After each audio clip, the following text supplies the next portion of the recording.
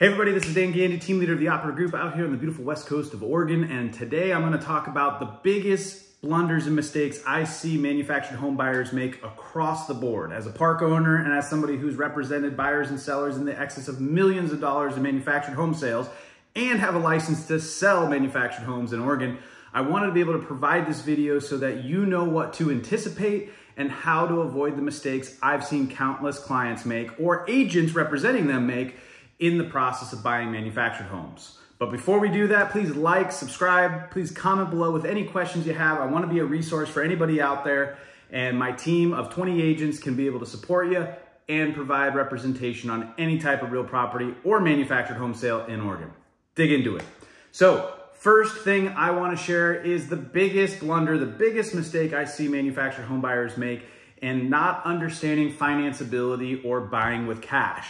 Buying a manufactured home pre-HUD, and that is before 1976, 1977, depending on who you ask, means that you're gonna have to use a specific type of lender to get a pre-approval. That pre-approval is gonna be based upon your debt-to-income ratio, credit score, and a bunch of other things that I'm not licensed to talk about, but it's a lender specifically for older manufactured homes. And I have a few contacts I can share with you if you're looking at a manufactured home that needs to be financed and is older. If it's post-HUD and it's newer, basically after 1977, 1978, I want to make sure that I can connect you with the right lenders that are financing those types of properties, which I have 3 that I can provide that do those types of transactions. Now, when you add your payment for your manufactured home plus your slip rent or your lot rent or park rent, whatever you want to call it, those 2 numbers are going to equal a total number that you're going to need to be able to afford.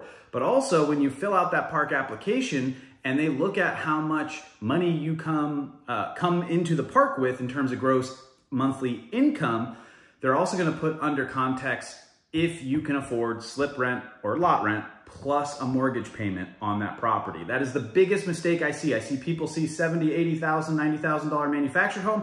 They think that whoever's selling it is going to be able to finance it to them, which is 98% of the time is not the case. But they also don't understand that they have to fill out a park application, and that park application a lot of times is going to look at their financial situation and can they float the monthly payment for the slip rent and not default. So making sure that you're going to finance versus paying cash is going to inevitably bring you to a solution of what path to take. And if you're looking to buy a property with a loan, contact me. If you're looking to buy a property with cash, still contact me. But understand that now with your paying cash, the only thing that they're going to be looking at from the park standpoint is, do you have bankruptcies? Do you have strong rental history or home ownership history, mortgage payment history, basically?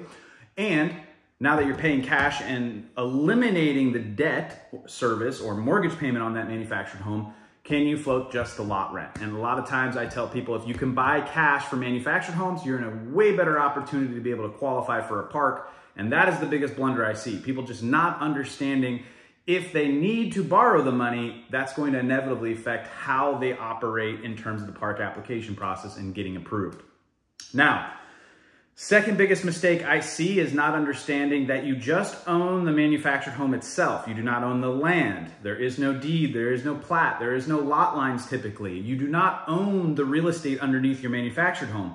So if you have animals or if you're going to build a fence or you're going to build a shed, you got to understand the park rules and how to go about getting approval for specific projects and understanding your domain of what least section of the property that you are actually renting as part of your lot rent. I have so many people call me and they're like, hey, can you give me definitive lot lines?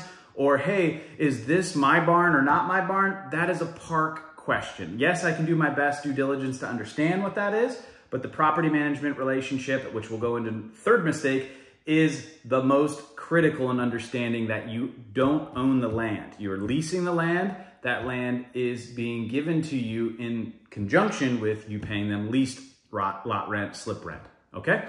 Third biggest mistake or blunder I see is people not understanding that in the real estate transaction, your buyer's agent or your listing agent is not responsible for the park's decision to approve your application or the park's decision to notify you of any issues or remodeling or things that need to be fixed prior to the sale of that property. There is a property management license that is in Oregon, and there's a real estate brokerage license. It's two different capacities of how they operate, communicate with buyers and sellers in a manufactured home sale.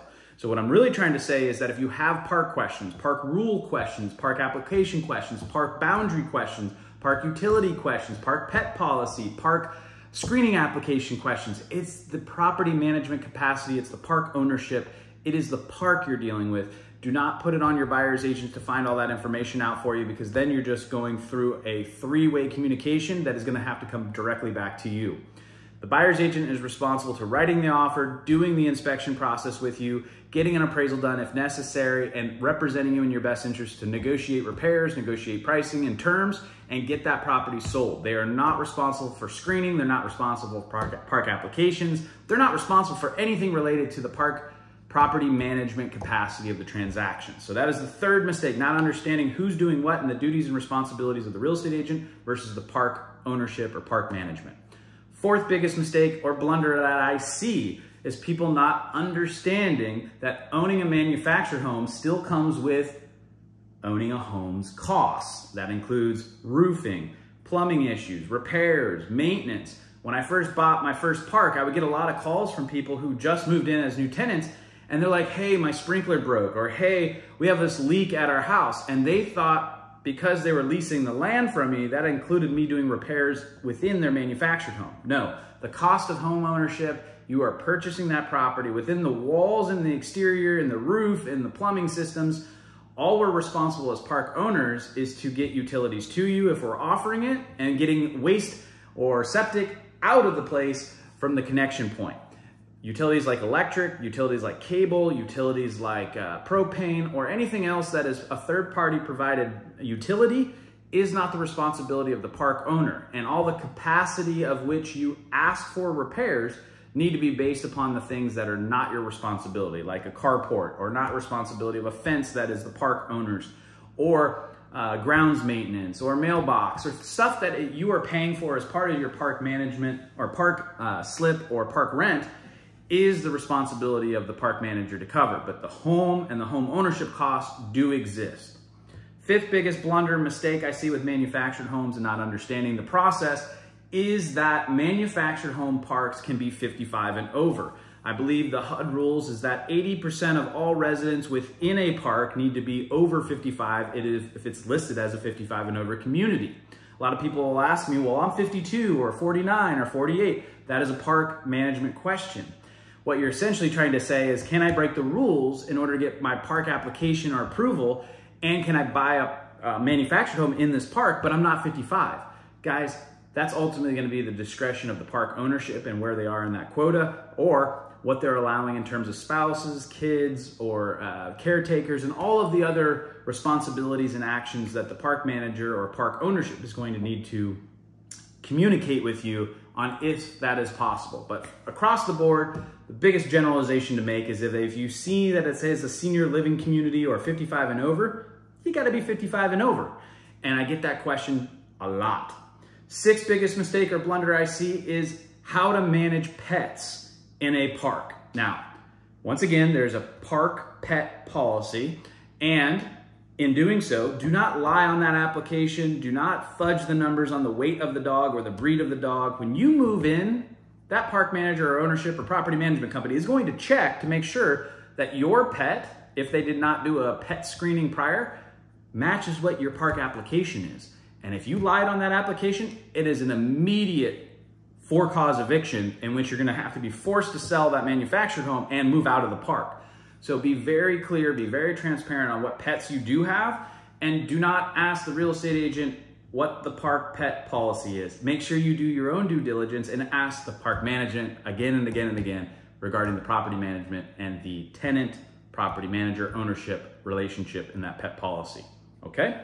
Next, understand how to move in, when to move in when you do a close of a sale. So sixth or seventh biggest mistake or blunder that I see is that people think once you close on that manufactured home, you just can move right in.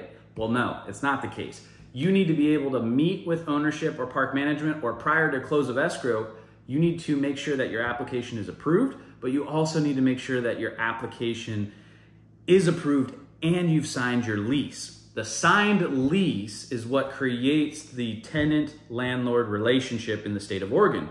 And just because you purchased the property doesn't mean that you can actually move in yet. I get this question, once again, a million times. Dan, when can I move in? It says on the contract that 5 p.m. at the close of escrow. No, 5 p.m. at the day of close of escrow and recording if your lease is signed. A lot of people don't understand that. They'll try to start moving things in. They'll start having family members come over and start utilities, yada, yada, yada. What I want to really say is that that transition from ownership to landlord-tenant is super important when it comes to manufactured homes.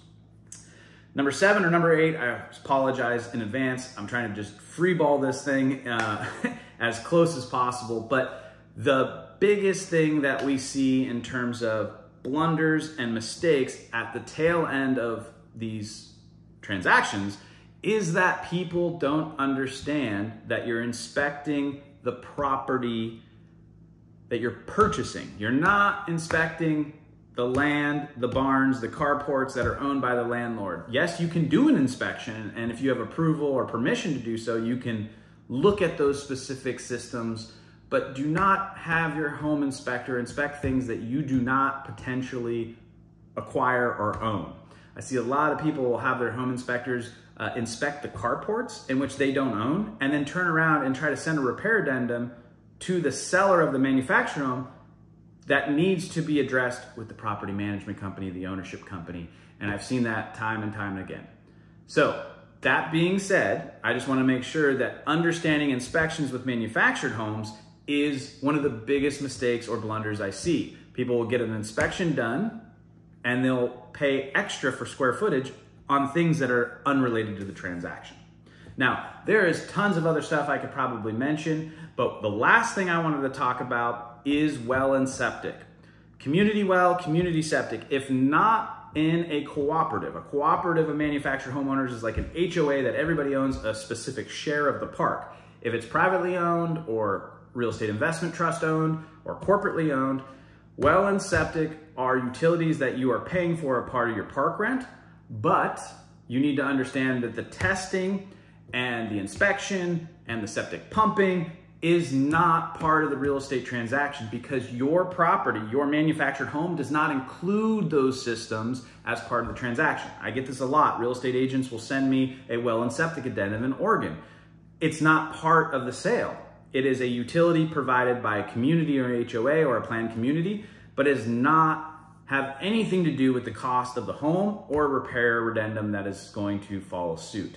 Just wanted to make sure you're aware of that. I could be wrong, but I'm pretty sure that a planned community addendum is one of the last things that you should probably know, and which means that you have the responsibility and you are offered the opportunity to review park rules as a potential manufactured home buyer and tenant of that park to review those rules. And if you don't comply or you don't agree with them or you have questions, that you can ask park management, park ownership, whoever's park manager about those specific questions so that you can get through the process of the due diligence and inspection period.